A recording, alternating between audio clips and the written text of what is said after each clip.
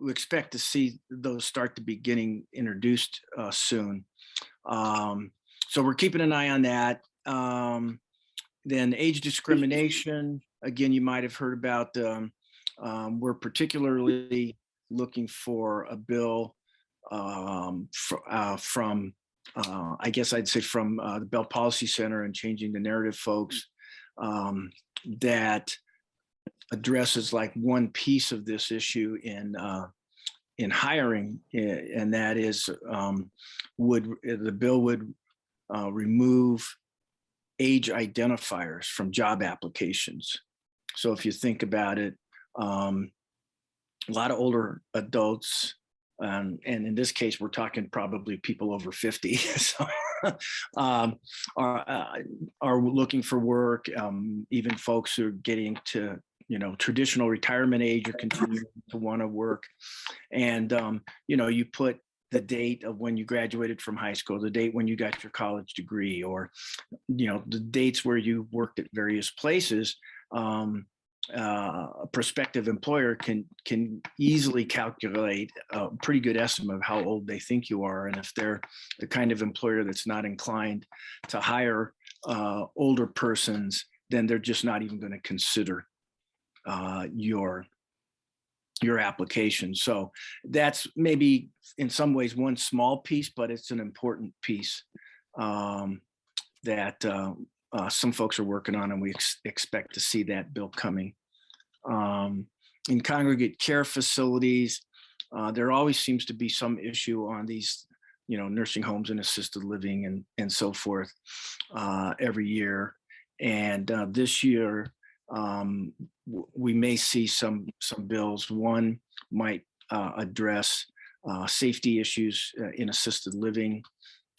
Some of you may know that in that world, there are actually quite a few regulations on nursing homes, but relatively few by comparison on assisted living. And there's been some pretty notable problems that have come to light, and even with people dying because of poor care. And so there's some legislators that are looking at legislation on that. There may also be legislations coming from the industry trying to reduce regulations even further and using the pandemic as an excuse and so forth. So none of those have come out yet, but we're going to keep an eye for those. And healthcare, maybe Jeanette, do you want to talk about that? You're much more of an expert on the healthcare issues than I am. Sure, and one of the areas that we really are focusing on is trying to make sure that we get enough individuals in the rural areas that has some geriatric training. So that's one of our big things. That's a good point. Yeah, we've been really working on this area for a long time.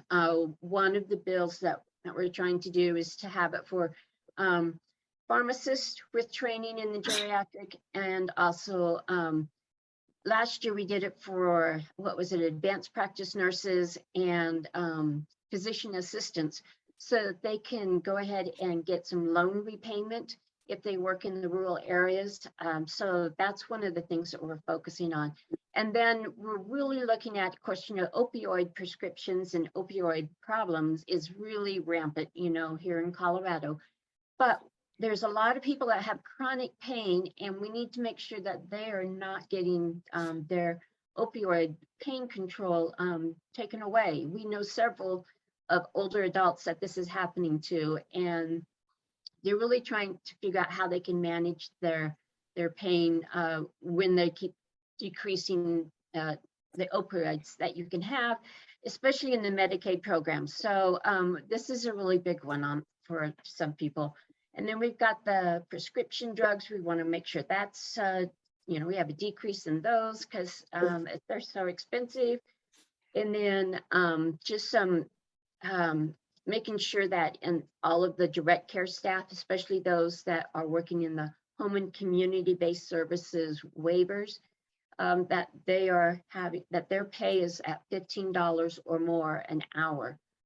So we can make sure we keep those individuals, because I know a lot of them that have direct care staff, and they're leaving to go work for Amazon or any other place that pays $15, $16 an hour. So this was something that the governor, of course, was focusing on too. And I know in Medicaid now, all of the direct care workers are supposed to be receiving the $15 an hour. So. Okay, thanks, Jeanette. Did you have others? No, I thought I'll let you go ahead and go on to the. Okay, yeah, we'll kind of get through this real quick. So the Modernization of the Older Coloradans Act is a very important one. Then that's actually been introduced. It's House Bill 1035, and it's actually in committee a week from tomorrow on February 4th. So I think one of the things we'll have to discuss Monday, Jeanette, is assuming that I'm assuming that we will vote to support that bill, is whether or not we plan to testify. I know that Jarrett Hughes, the governor's senior advisor on aging, is circulating a fact sheet on the bill and asking organizations if they want to lend their logo to it, indicating support. And I don't think Monday would be too late for that. So that's something that we'll need to be talking about. But it's a good example of the kind of work that happens when we're advocating support, especially when we're supporting a bill, but sometimes even if you're opposing it, the timeliness of when we can take positions. And that's one of the main reasons why we meet weekly, but also coordinating with others who may be working on a piece of legislation and supporting that in the variety of ways. And one of those is indicating that on the fact sheet. And then we'll be going into some of the other areas in more detail that we can be involved in. But this bill, I think you can see the description, but it's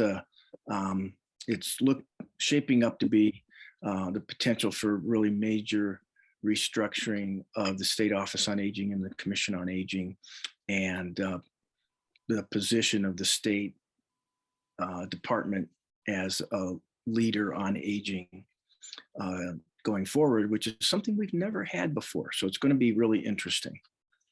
And then taxation issues, we actually are always interested in taxation issues.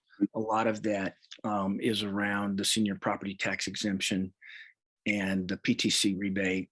And I mentioned here the property tax deferral program, which is a little known program that is actually out there and has recently got some attention from the legislature. So we'll be looking at those issues in particular.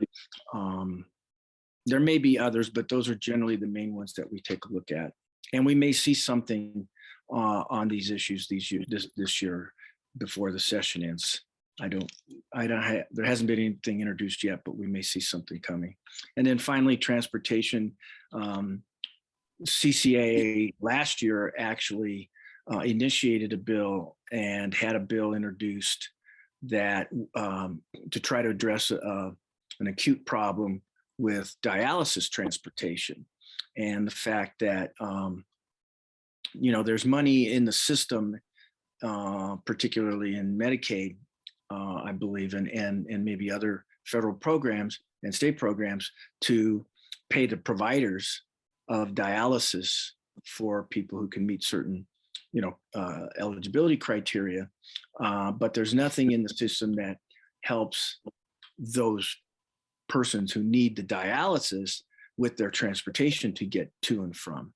And those are usually long-term, and they're 3 times a week, and it can put a pretty significant burden on the patient and families and friends and so forth to arrange for that. And we've talked to various providers, including AAAs and others who are able to provide some funding, but they have noted that demand for transportation to dialysis appointments is their single largest area. So anyway, we had a bill introduced to essentially charge or ask, make the providers share some of their reimbursement for the dialysis treatment, use some of that to help pay that transportation.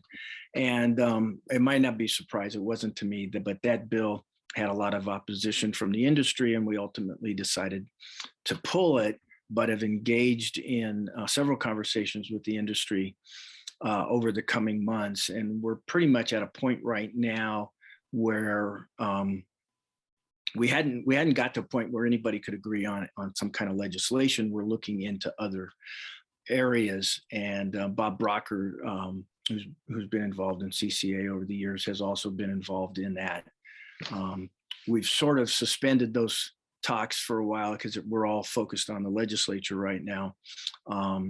But there are others who have interest in this issue, have interest in what they call the NEMT, transportation, and so forth. And so there's still a lot of interest in that bill or in that area. And our last conversation we had was with Senator Faith Winter and Representative Matt Gray, who actually have authority to run a bill on like, let's call it for the moment, older adult and disabled transportation.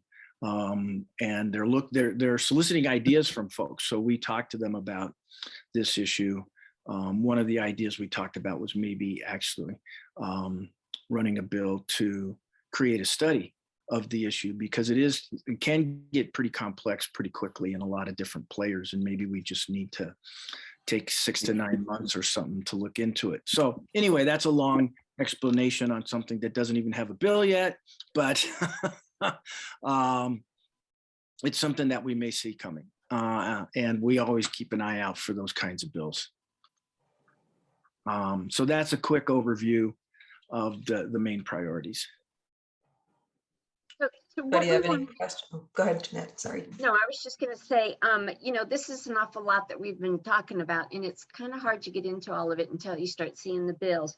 But what we really want to try and do is just get you guys a little bit familiar, excuse me, in case you get questions from your legislator when you're reaching out to them.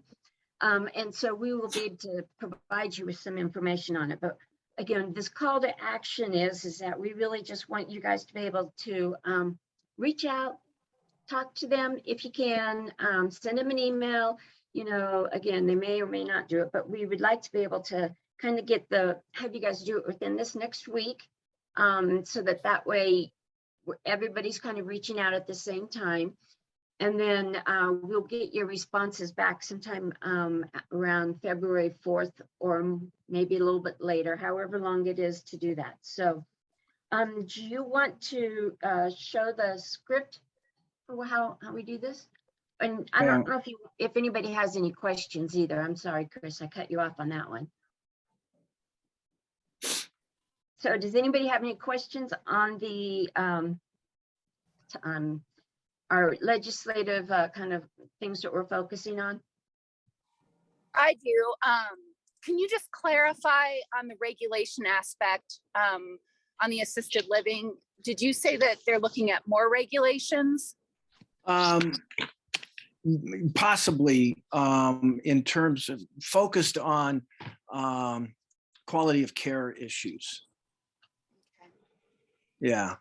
Okay. The only reason I ask is, I've been a licensed nursing home administrator for 21 years and have practiced here in Colorado quite a bit. And, from a provider standpoint, just so everyone kind of opens up maybe their way of thinking, we can be more person-centered in assisted living. Yeah. And so, I just want to make sure that we're not over-regulating, because the greatest joy I got as an administrator is assisted living, because we could be creative. And it's unfortunate that a few bad apples ruins the cart. And so we just have to kind of keep things in perspective. Yeah, no, appreciate that. That's good to know. Okay, so as you can see, this is kind of like kind of a script that we have for you to email, so you'd say, hey, dear so-and-so.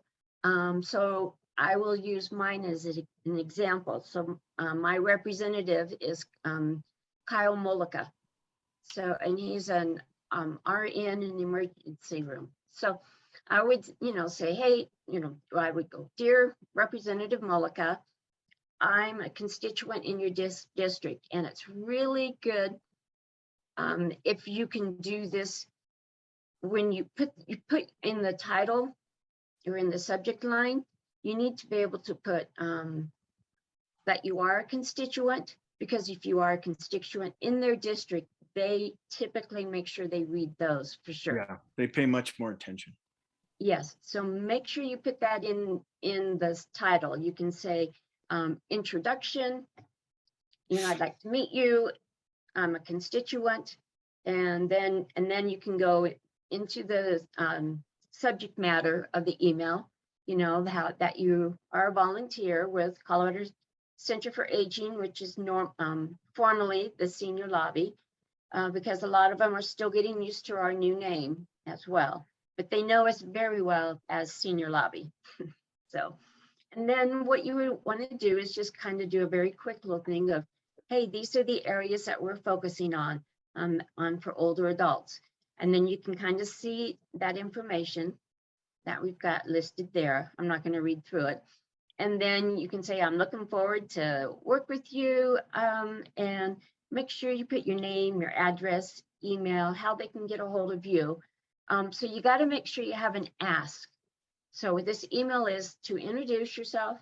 And second is to, I'd like to meet with you, whether it's a phone, whether it's an email, whether it's in person, however it is, and whatever you feel most comfortable, because everybody knows or should know who their legislator is, representative and senator, and then you should be able to feel comfortable contacting them. So, and a lot of them, if you really, like, I know, like I say, Kyle Mullica, he's interested in healthcare, obviously. So that's areas that I know I can really go to him to say, will you support this area? He's got a lot of background information. So, and then my senator is Faith Winter. So, of course, she's working on the transportation. She has for a couple of years. So she's one that I can really get a hold of too. So it's really good to kind of know what your specialty is, what your interest is, so that way you can reach out to them. Now, this is just a sample email.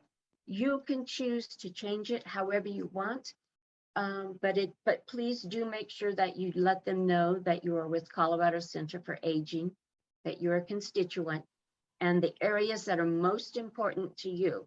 So you may have a background in broadband, which is something that we don't have on this, but we have been working for many years in the area of broadband. Let them know that.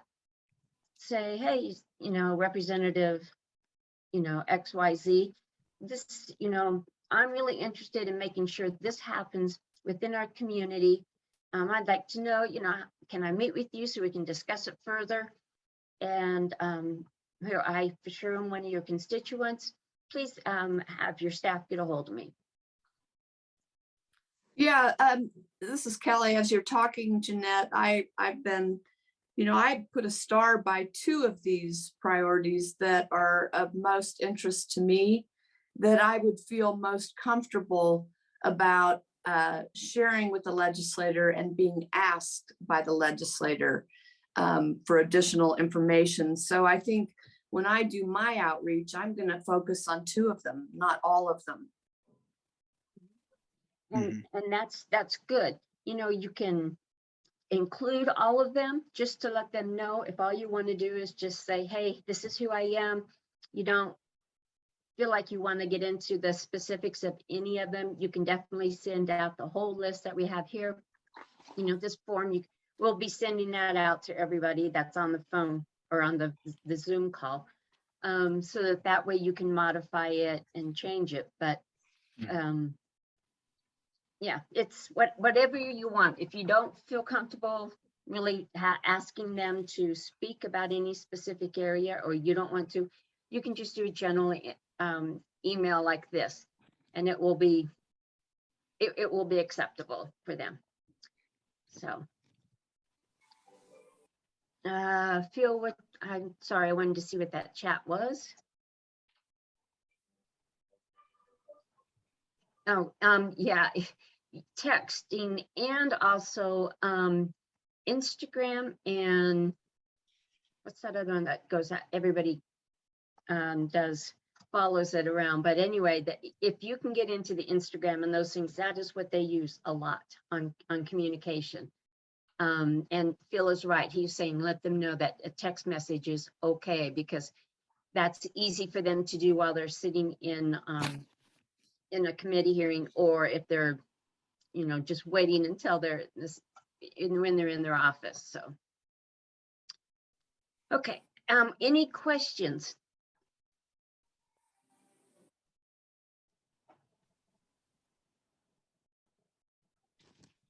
I guess I will take that as none. Let's bring up the legislator report, and then after we go through that, we will really want to take a little bit of time to have more of an interactive conversation. Yeah, absolutely. And I think, Chris, it might just make sense to just go ahead and plan on emailing the legislative priorities, the script, and this report to everybody after the meeting. Yeah, I'll definitely do that. That'd be the easiest way for you all to access everything you need. Good plan. So this is the report that we're asking you to fill out with your contact efforts. Share your email and your name. And we would like you to do one report per each legislator or per each contact. So share the legislator's name. How did you reach out? Please check 1. Who did you reach out? Who did you reach? So who did you actually get to have an interaction with? Who did you reach or hear back from? Did the legislator have any questions or comments about what you brought up with them? And finally, any thoughts you may have about this process or about the call to action. This is our first time of doing this, so we would definitely appreciate your input on how this worked out for you. Yeah. And we can take a look at that and tweak it when we do this the next time around. This form you will get a link for, so you can just go to the link, fill out the form, and then that will come to us with your responses.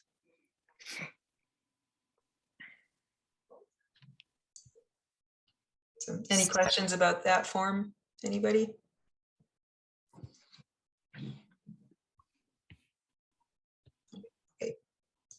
You guys are awfully quiet this morning. That's right. We'll get you engaged here. Yeah. So, yeah, really what we're asking is just kind of, making sure people feel comfortable. If anybody wants to go down to the Capitol, if you plan on going down, let me know, and I will try and see if I can do that. I will tell everyone that from February 3rd through the 10th, I will have my granddaughters with me. So if you do a Zoom with me, or if you call me or something, you probably will hear them in the background, but I just kind of wanted to, let everybody know, but I can still meet you at the Capitol as well, if you want to do that. I'm just very happy to do that. And then to be able to walk you around as to where your legislator's office is. That's always the tricky part, is trying to figure out where they are. And also walk you to the different committee meeting rooms. Yeah.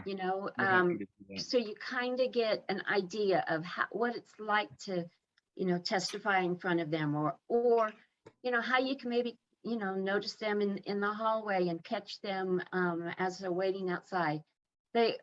Again, most of the stuff they're going to be doing, I think, is going to be a lot remote on the Zoom, but that may change next month. Who knows what's going to happen with, COVID. And so we might be able to have more access to them in person.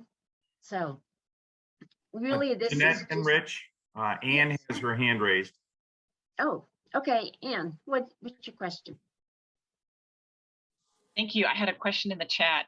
When you email, is it better to use your personal email account, organization account, or does it matter?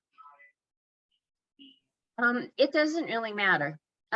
You know, you can do both. You can use either one. So just, it doesn't really matter.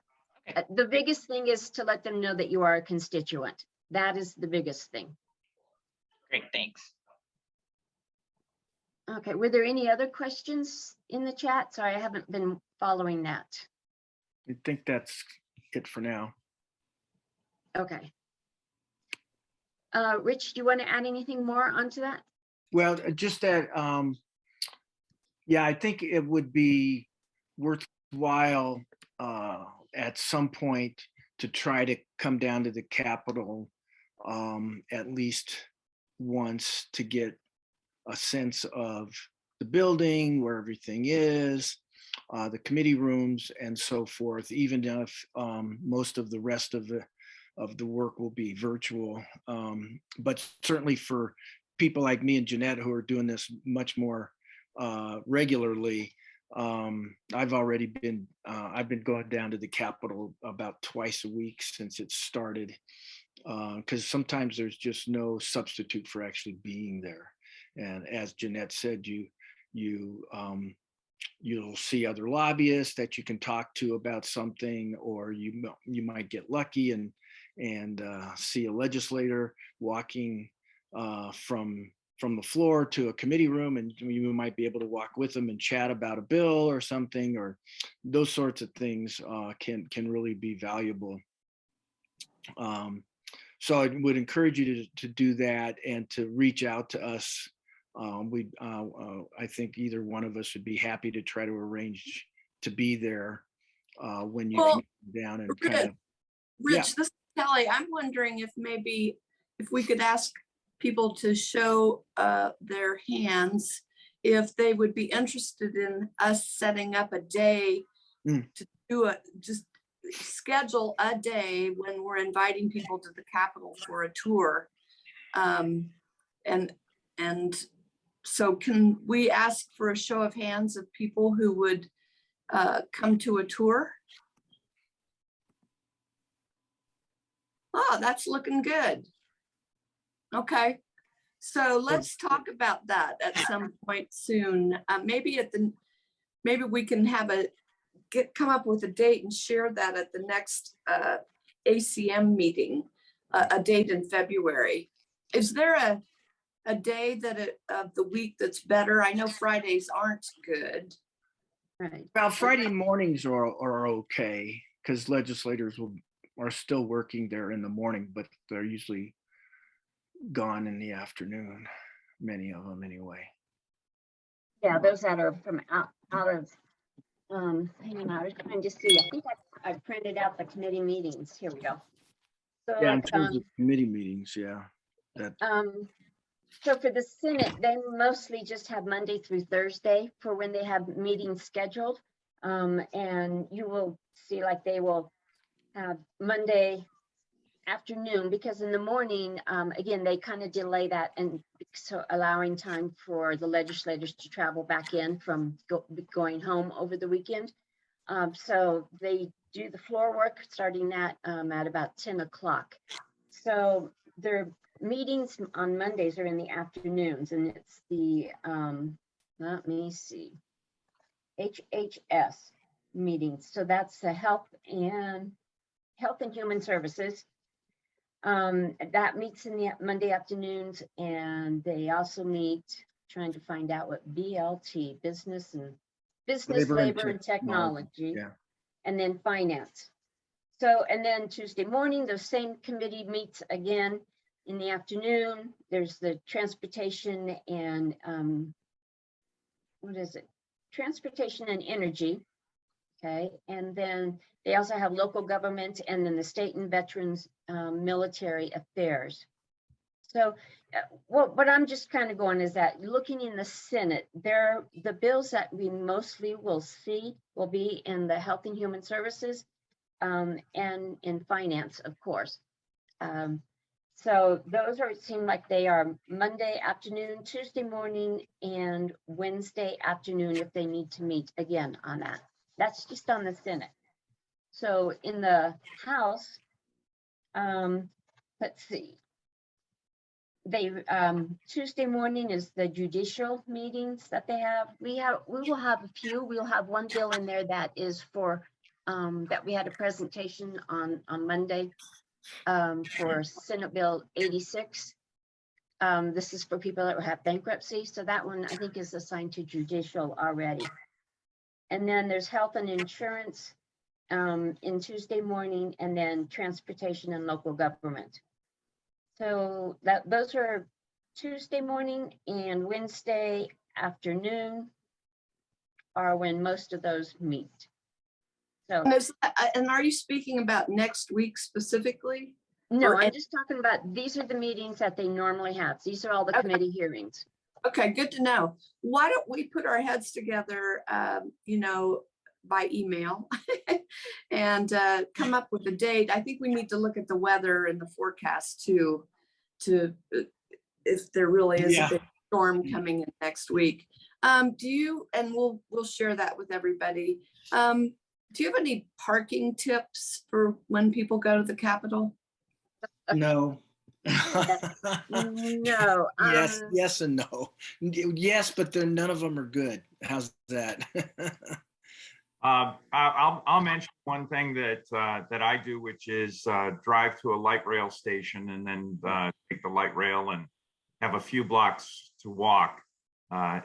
It tends to be less expensive and less hassle than trying to find convenient parking to the Capitol itself. So yeah, and Phil, and correct me if I'm wrong, but I've actually done that before too. But it requires getting off at like the Broadway station, and then transferring to a Zero bus, and taking the Zero up Lincoln. So that, but there may be other ways to get there. If like the Colfax bus goes right by. I usually get off at the 16th Street stop. Yeah, okay, so that's true. You can then take the and then take the shuttle, which will take you within a block of the Capitol. But the reason why I said that, what I've done in the past is the Zero bus will have a stop at 13th and Lincoln, so then you can walk 2 blocks and be at the Capitol from there as well. They're each about the same. Yeah. I But find they the give you a shuttle couple is different options. more frequent than the Zero bus, but Yeah. I think Jean's got her hand raised. Yeah, go ahead, Jean. Okay. You're on mute. I know. There we go. I'm sorry. That's a mistake. I was just voting for the tour. Oh, okay. Yeah, as to parking, yeah, there's no really close, if you park directly across from the Capitol, that lot gets very crowded, but it's also the most expensive lot. Last time, I think it was like $15 to be down there for the day. If you go more to 16th or 17th Street around by Grant in Pennsylvania, you can find some other lots. They may be $11 or $9 to park. Parking is not cheap. It's really difficult to find parking because you also have, well, now it's not as bad because you don't have as many people coming into work that park in those lots all the time. So plan on walking a little bit. Make sure you have good walking shoes because also when you go into the Capitol, we will doing a lot of walking, and it's on hard floors. They're marble floors. So if you go into a committee meeting and it is overcrowded, they will not let you just sit there and stand. They will tell you you need to go to an overflow room, which they have, even if you testify. So just be really ready to be doing walking when you go down there. Yeah. And one last thing on the parking too. I mean, I guess there is some limited on-street parking, but it's still not much. But down Grant Street, there's a few spots on the west side of the street between 14th and 13th Avenues that are like 1 hour parking. South of 13th Avenue on Grant, there is on-street parking on both sides of the street. That's 2 hour parking. But again, those are still pretty highly residential areas as well, and other commercial and retail businesses. So parking can still be a challenge finding those spots. And on Sherman Street, directly south of the Capitol, between 14th and 13th, almost all of those spots are taken up by for state employees and so forth. So once in a while you can get lucky and find a spot like that, but otherwise it's not. So sorry, but it is a challenge. Yeah. Rich, since you've been going to the Capitol, do you have a sense of how many of the legislators are going to the Capitol versus? Almost all of them. Yeah, Okay.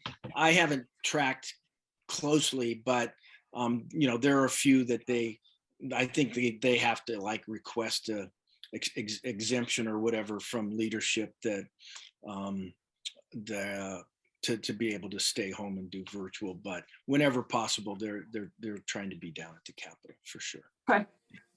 Yeah, and one other thing that occurs to me too, particularly if we get a day together, but I think we talked at the training about the volunteer lobbyist registration, and we can put it in the chat again, the website where you can go to. So if you're really thinking about sticking with this year and actually at some point getting to where you're going to be talking to legislators about specific bills, you should register with the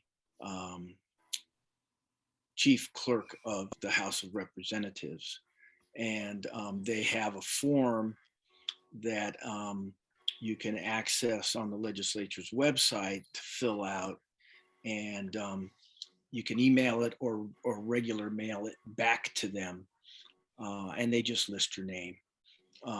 They just keep a list of volunteer lobbyists.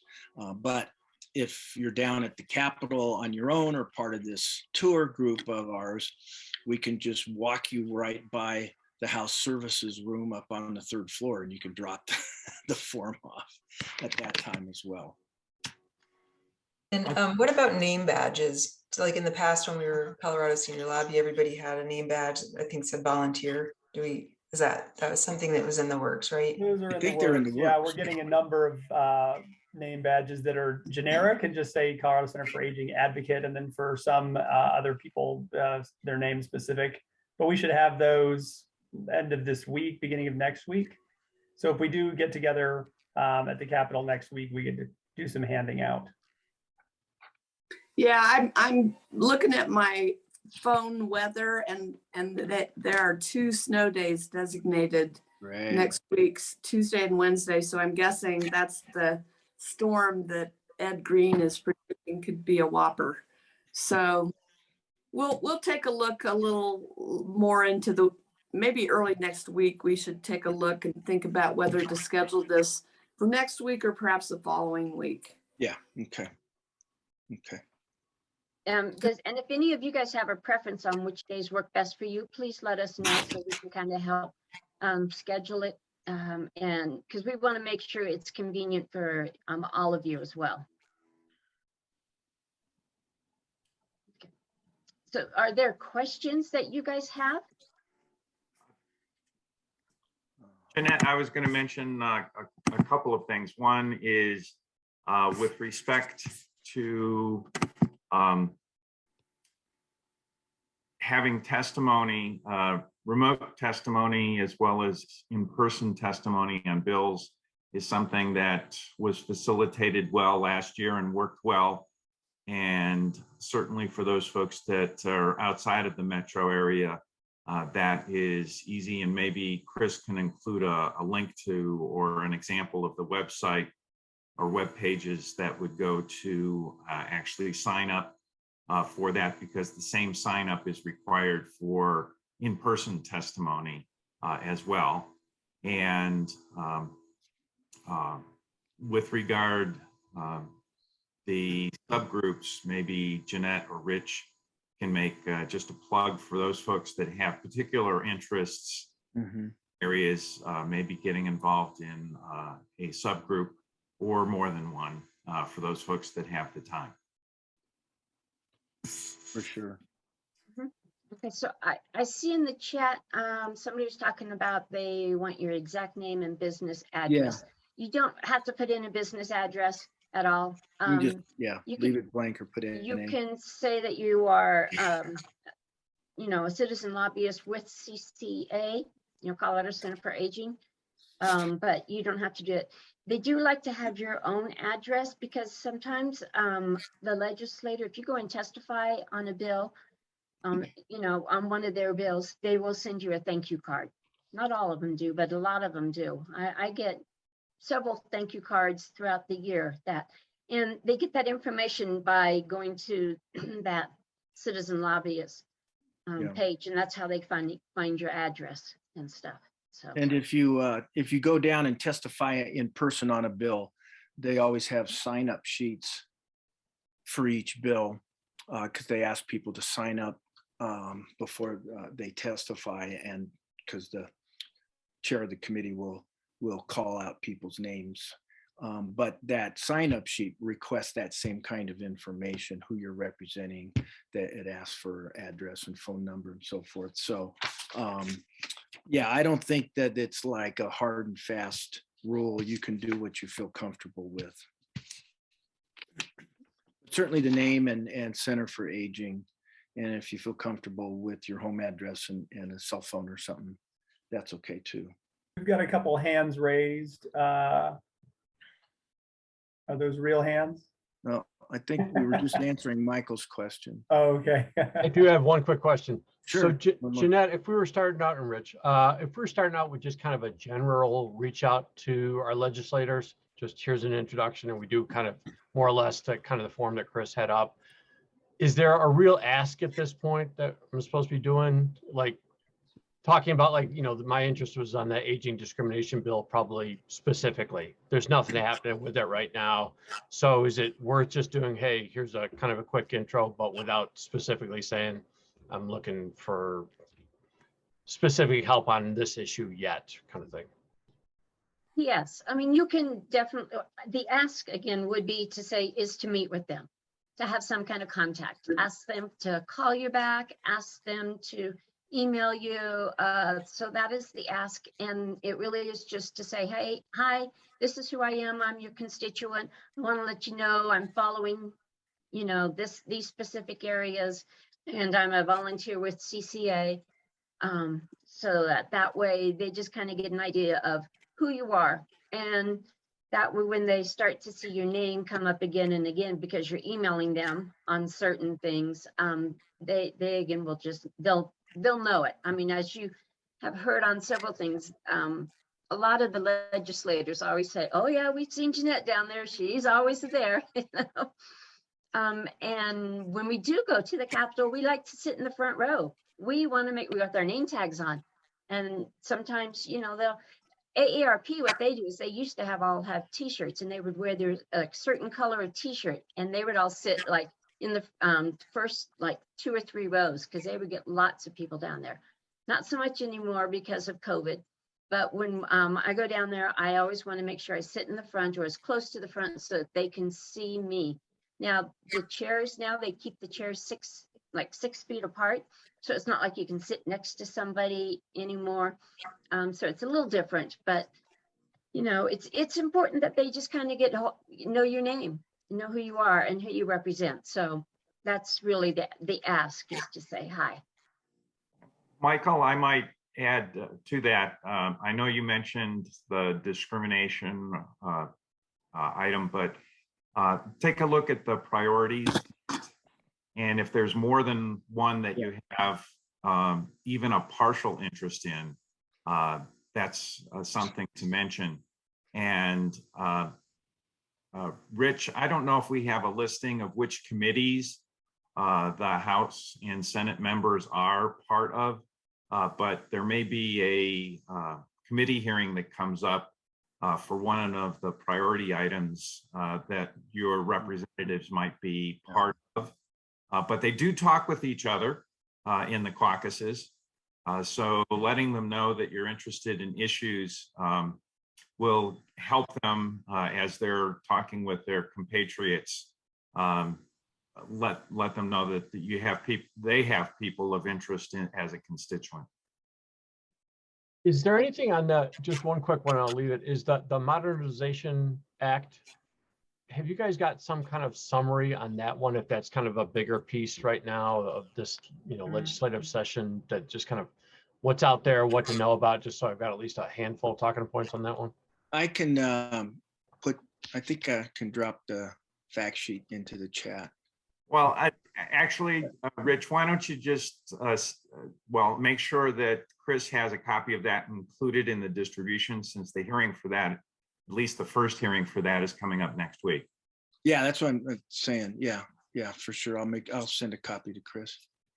And then if there's other times, if somebody is interested in shadowing either Rich or myself, so in other words, if we know we're going to be testifying on a bill and we're going to be down at the Capitol, if you are interested in a specific bill, please let us know. I'm happy to, have you shadow me, or, because sometimes it's a little scary and nervous to get up there and you see, it looks very formal. You got all of them sitting up there in a row or in a circle, half circle, and you're sitting at a table and it's being recorded and you're talking on the mic and you have this timer, all this stuff. So sometimes it gets a little overwhelming. So even if you're not comfortable doing the public speaking yourself, I'm happy to take your comments and read them for you at the legislature. So just remember, we've got that. And if you guys are going to be testifying on any bill, if you can please let me know, because we'd kind of like to know who's doing which bills. And also I would like to be able to say, hey, if we really need you to contact this legislator because he's a no vote or she's a no vote and we need to be a yes vote, if we know which district you're in and if we know who's your legislator, then it's much easier for me to be able to, send you a text or a call or an email to say, hey, Michael, can you get a hold of, your representative because they're voting against this one. We need them to vote for it. Now, I will tell you, for me, especially being at the Capitol, texting works the best because I can't answer the phone when I'm in the committee room, so any of that. So if you need to get a hold of me, please just use my phone and text it. All I have is just a cell phone. I don't have a home phone. So, anyway, so yeah, that would be kind of the best areas. Yeah, and it's important to coordinate these, right, so that we all know who's doing what. And Jeanette, I imagine it was a whole lot easier to coordinate when everything was in person and you had a well-organized Capitol gang that you guys could meet down in the basement in the morning and go over the bills and who was going to do what. And it's a little bit more challenging now, maybe as virtual, but we can work to address that as we go forward if we need to do, other maybe like impromptu meetings, or we could even schedule short meetings of those interested on one day a week or something like that to go over what we know about and who wants to testify, or if somebody can volunteer to contact all the members of a committee electronically and let them know of the CCA position on a bill that's up in their committee, say on Thursday or whatever, because we're not necessarily going to testify on every single bill that we have a position on, but ideally we would still let the committee members know and the sponsor know that CCA has a position one way or another on that bill. Phil, did you have a question or comment? It wasn't a question, Rich. It's a comment. If you are going to testify on a bill for which CCA has taken a position, you can certainly mention the CCA's position, but if you're outside of whether CCA has taken a position on that and are choosing to provide some testimony, mention that you're testifying as an individual rather than a CCA, just to make that little bit of distinction. And with regard testimony, I'll just mention in the past, be aware that there's a 3-minute limit on that. And you can then also be in a position to respond to any questions of the committee members. But at that point in time, you're taking direction from the committee chair or the acting committee chair, so that you aren't necessarily responding to questions of the members directly. You're waiting to be recognized by the chair. Well, it's 11:05. I think people may be wanting to get off at this point. One last check for comments or questions before we leave the meeting. I have one question. How many of you want to be a part of the capital gain? You want to give a brief explanation of what that would entail, Jeanette, or what? Well, really being part of the capital gain means that those are the people that are really involved quite a bit more, and they're the ones that reach out to their legislators and to the committee members, sending the emails, doing email blast and stuff like that. So, and just sometimes just being down at the Capitol for a presence. Again, I'm hoping that maybe next month things will COVID will get better under control and we can start being at the Capitol more. But I really want to make sure that's everybody's preference to, if you don't feel comfortable, then do not go. You know, that your life and your health is the most important. Okay, so I see 2 hands up. Are those 2 people that want to say they want to be part of the Capitol game? Okay. Great. Thanks, Sharon. And Phil, yes, I have Phil down. We know he's going to be part. Okay, the rest of you guys can think about it and just kind of let me know, but you know, it's really. And we know for some of you, this is all new and it's hard to imagine. And that's why we're here to, hold your hand, if you will. And I think part of doing this call to action is, well, one, a way to start to let legislators know that, CCA is still around. We're watching. We got priorities and bills we're going to work on, and let them know that we're going to be engaged throughout the year, but also to give each of you an opportunity to start getting engaged in this work and to begin to get a sense of what it's like and to develop a comfort level. So just know that we'll be here to work with you along the way, and don't hesitate to contact us through email or text or phone calls at any time if you got questions. And just so you know, be on the lookout for an email from me that will have the documents that you'll need and the link to that contact form. And I do think we'll send you all the recording because there are a few people that weren't able to make it today. So I think we should send them all and you all the recording of today's meeting.